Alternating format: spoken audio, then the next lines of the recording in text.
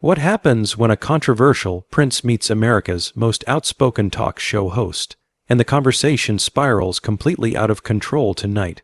We're diving into the explosive confrontation that had everyone talking, where Prince Harry found himself in the hot seat, facing Bill Maher's relentless questioning, leading to one of the most uncomfortable television moments in recent memory.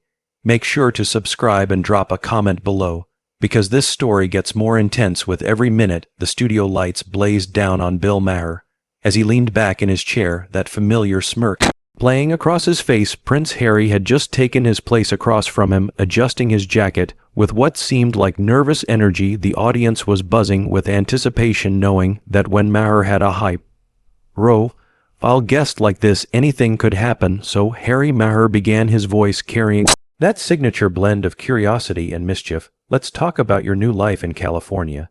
You've gone from palace to Montecito mansion. How's that working out for you? Harry straightened up, clearly prepared for this line of questioning. Well, Bill, it's been liberating, actually. For the first time in my life, I can make my own decisions without having to ask permission from an institution that's centuries old. Liberating, Maher repeated, nodding slowly. That's interesting, because most people would say you traded one institution for another. Now, instead of answering to the Queen, you answer to Netflix executives and Spotify producers. How is that different exactly? The audience chuckled, and Harry's jaw tightened slightly. I think there's a fundamental difference between choosing your partnerships and having your entire life dictated by protocol and tradition that serves no one in the modern world. Right, Maher said, leaning forward. But here's what I don't understand. You grew up with incredible privilege, had access to the best education, traveled the world, and had a platform that billions of people would kill, for then you leave all of that to come to America and complain about how hard your life was. Don't you think that comes across as a little, I don't know, tone deaf? Harry's face flushed slightly. Bill, with respect, you're oversimplifying a very complex situation. Yes, I had privilege, but I also had no privacy, no autonomy, and watched my mother destroyed by the same system that was supposed to protect her. Okay, but your mother? Maher interrupted, his tone shifting slightly more serious. Princess Diana was beloved by people around the world. She used her platform to highlight important causes, to bring attention to landmines, to AIDS patients, to people who needed a voice. She found a way to work within the system to make a difference. Why couldn't you do the same thing? The question hung in the air like a challenge. Harry's hands gripped the armrests of his chair.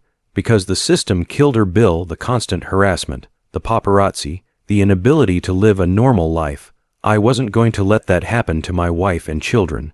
But that's where I'm confused. Maher pressed on, clearly sensing he had hit a nerve. You say you wanted privacy, but then you do a tell-all interview with Oprah that's watched by millions. You write a best-selling memoir sharing the most intimate details of your family's private conversations. You do a Netflix documentary series. That doesn't sound like someone who wants privacy. That sounds like someone who wants control over the narrative. Harry shifted uncomfortably. Sometimes you have to tell your own story before others tell it for you, or sometimes, Marsh shot back, you just want to cash in on the drama. Let's be honest here, Harry. The royal family, for all their faults, they could have cut you off completely when you left. Instead, you're still using your titles. You're still trading on your royal connection for these media deals. You can't have it both ways. The audience was completely silent, now sensing the tension building between the two men. Harry's voice rose slightly. I'm not trading on anything. I'm sharing my truth about a system that's broken and needs to change. Your truth, Maher repeated, air quotes. And all see, that phrase drives me crazy. There's not your truth and my truth. There's just truth, and the truth is you made millions of dollars talking about how terrible your privileged life was, while there are people in this country who can't afford health care, who are working 3 jobs just to survive. Do you see why some people might find that a little hard to swallow? Harry's face was getting redder. You think I don't care about people who are struggling? I've spent my entire adult life working with veterans, with mental health organizations, with people who need help. Yes, and that's great, Maher acknowledged. But you've also spent a lot of time talking about your own problems on platforms that pay you millions of dollars. There's a difference between advocacy and self-promotion. I'm not self-promoting, Harry snapped. I'm trying to break cycles of trauma and pain that have affected my family for generations. Maher laughed, but not in a friendly way. Break cycles of trauma? Harry, you're a prince. You have more resources to deal with trauma than 9% of the world's population. You can afford the best therapists, the best treatment, the best everything. Most people dealing with trauma don't have those options. Money doesn't solve everything, Bill. No. But it sure helps, Mark replied. And here's what really gets me. Talk about breaking cycles, but what you've really done is create a new cycle instead of quietly working within the system to change it, like your mother tried to do. You've turned family dysfunction into a business model. How is that breaking anything? The studio had gone completely quiet. Even the cameras seemed to be holding their breath. Harry leaned forward, his voice tight with anger. You have no idea what you're talking about. You've never lived under that kind of scrutiny, that kind of pressure. You've never had your every move analyzed and criticized from the moment you were born. You're right.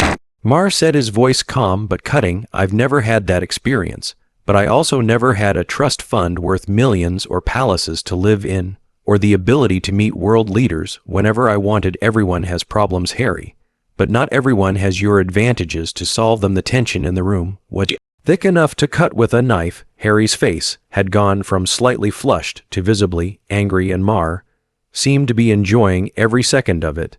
The audience watched in stunned silence as these two men faced off. Look, Bill, Harry said, trying to regain his composure. I understand that you make a living being provocative, but what you're doing right now is exactly the kind of thing that drove me away from that life in the first place. This constant need to tear people down, to find fault with everything. Maher raised an eyebrow. Oh, so now I'm the problem, not the guy who aired his family's dirty laundry on international television. Harry, I'm just asking questions that millions of people are thinking.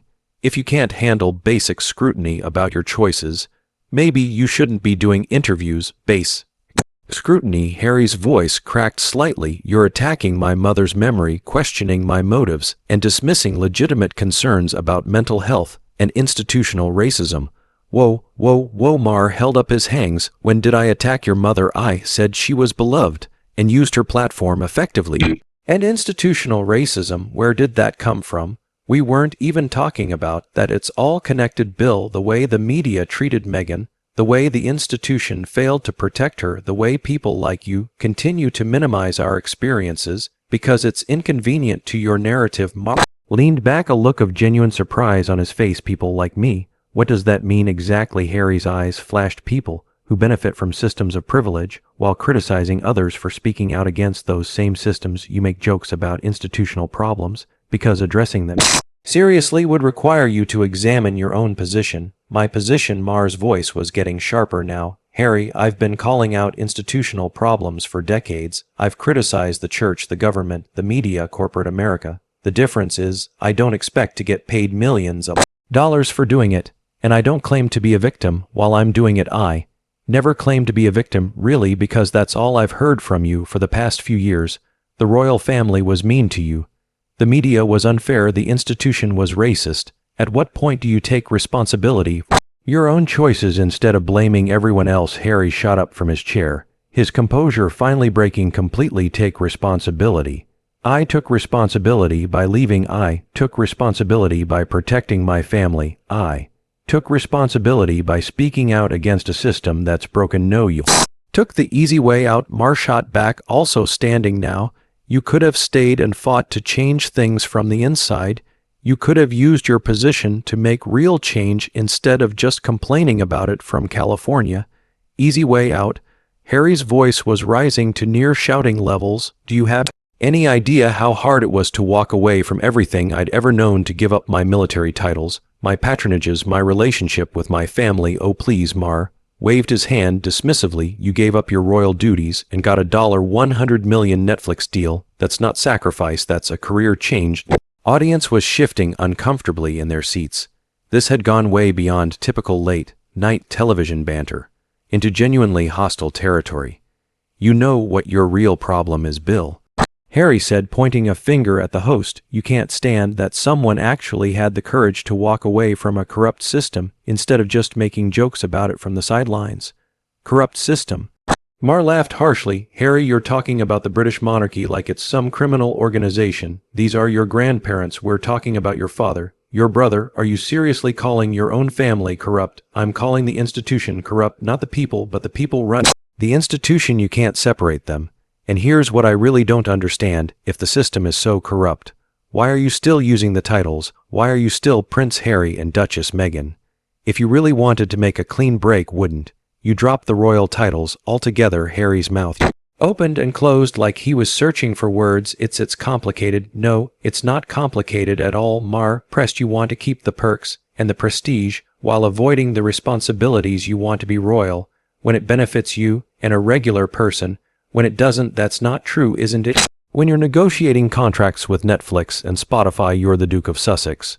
When people criticize your choices, you're just Harry trying to live a normal life.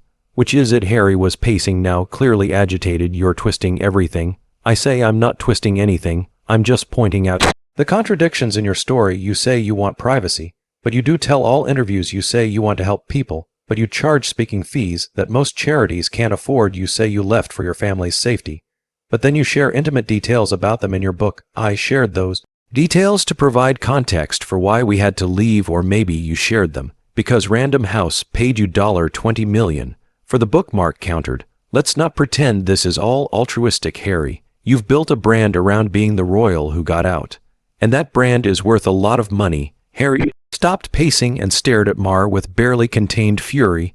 You have no idea what it's like to have your entire life scrutinized, to have every decision questioned, to have people make assumptions about your motives when they don't know anything about your situation. Actually, I do know what that's like, Mar replied calmly. I've been in the public eye for decades. The difference is I chose this life. You were born into yours, but then you also chose to stay in the public eye in a different way. You can't have it both ways. I didn't choose to be born into the royal family, no, but you chose how to handle it as an adult.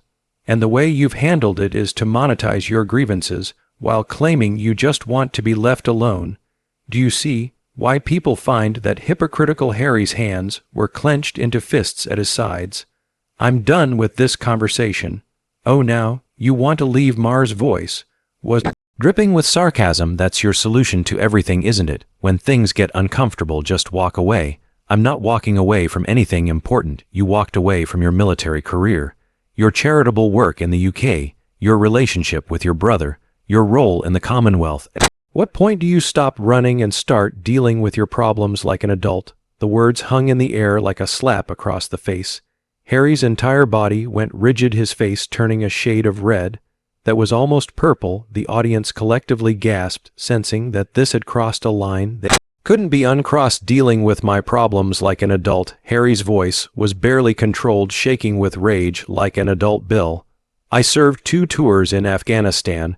While you were making jokes on television, I've worked with wounded veterans, started mental health initiatives, and tried to make a difference in the world. What have you done besides criticize people from behind a desk? Mar's eyes lit up with the thrill of the fight. What have I done? I've called out hypocrisy wherever I see it, including yours, and right now what I see is a man who can't handle being challenged without throwing a tantrum. This isn't a tantrum. This is me standing up to a bully who thinks he can say whatever he wants because he has a television show. A bully? Mar laughed.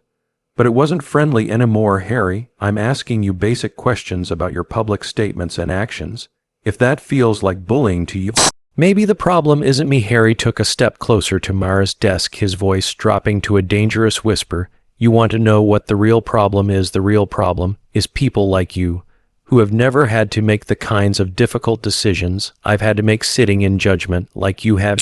All the answers, difficult decisions. Mar stood up straighter, matching Harry's intensity. You mean like deciding whether to take the Netflix money or the Spotify money? Those kinds of difficult decisions. The audience was dead silent, now everyone sensing that this was spiraling completely out of control.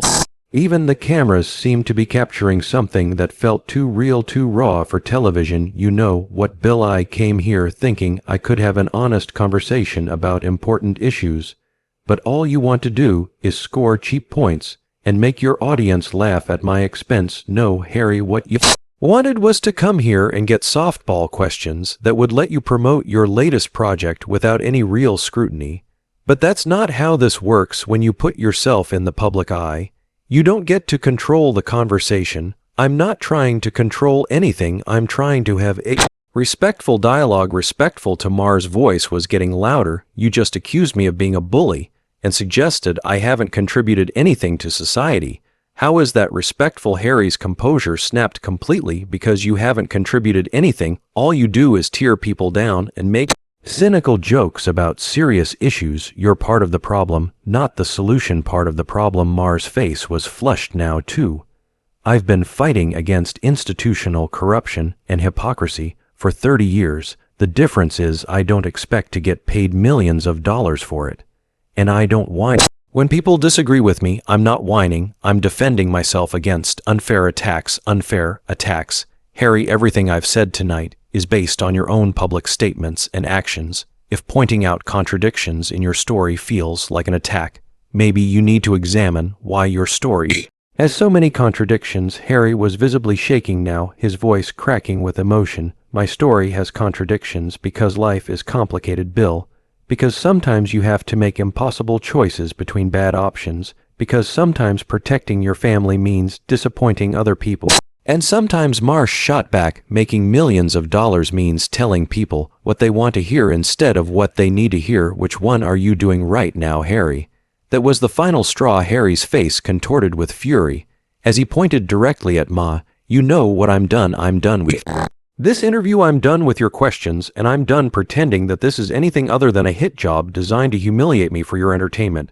Oh, now it's a hit job. Maher's voice was dripping with disdain. Because I asked you to explain your own choices and statements, Harry. If you can't handle basic questions about your public life, maybe you shouldn't be giving interviews at all. Maybe you're right. Harry said, his voice suddenly quiet, but still seething. Maybe I shouldn't waste my time talking to people who have already made up their minds about me. I haven't made up my mind about anything, Maher replied. I'm trying to understand how someone with your advantages and opportunities ended up feeling so sorry for himself. The words hit like a physical blow. Harry's face went completely white. Then read again. Sorry for myself. You think this is about feeling sorry for myself, isn't it? Your whole narrative is about how hard your life has been, how unfairly you've been treated, how the system failed you. That sounds like self-pity to me. Harry's voice rose to almost a shout. It's not self-pity, it's accountability. It's calling out a system that protects itself at the expense of people it's supposed to serve and making a fortune. While you do it, everything comes back to money with you, doesn't it? You can't imagine that someone might have principles that aren't motivated by profit. I can imagine it, Maher said coldly. I just haven't seen any evidence of it from you. The studio was so quiet you could hear the air conditioning humming. Harry stood there for a long moment staring at Maher with a mixture of rage and disbelief. When he finally spoke, his voice was barely above a whisper, but carried more venom than all his shouting. You know what, Bill? This conversation tells me everything I need to know about you and nothing I didn't already know about myself. I came here in good faith trying to have an honest discussion about important issues, and you turned it into a circus for your own amusement. Harry, Maher began, but the prince cut him off. No, I'm talking now. You spend your career mocking people who are trying to make a difference, tearing down anyone who dares to challenge systems of power. And then you act surprised when they push back. You're not a truth teller, Bill. You're just another entertainer profiting off other people's pain. Maher's face darkened. At least I'm honest about what I am. I don't pretend to be a humanitarian while cashing checks from streaming services. Harry started walking toward the edge of the stage, his voice carrying back over his shoulder. And I don't pretend to be a journalist while conducting character assassinations for applause. Where are you going, Harry? Maher called after him. We're not finished here. Harry turned back one final time, his voice cutting through the stunned silence of the studio. Yes, we are. This interview is over, just like this conversation, just like any respect I might have had for you or this show. You can't just leave in the middle of an interview. Watch me, Harry replied. And with that, he walked off the set, leaving Bill Maher standing alone at his desk. The audience, in shocked silence and television history forever changed. The cameras kept rolling for another few seconds, capturing Maher's stunned expression. And he realized what had just happened when he finally spoke. His voice lacked its usual confidence. Well, I guess that's one way to end an interview. This explosive confrontation between Prince Harry and Bill Maher shows what happens when two strong personalities clash over fundamental questions of privilege, responsibility, and public accountability. The raw emotion and genuine anger on display created one of the most uncomfortable and unforgettable moments in recent television history. What did you think of Harry's decision to walk off the show? Was Maher's questioning fair Or did he go too far? Drop your thoughts in the comments below, and make sure to subscribe for more stories that dive deep into the most dramatic moments in entertainment.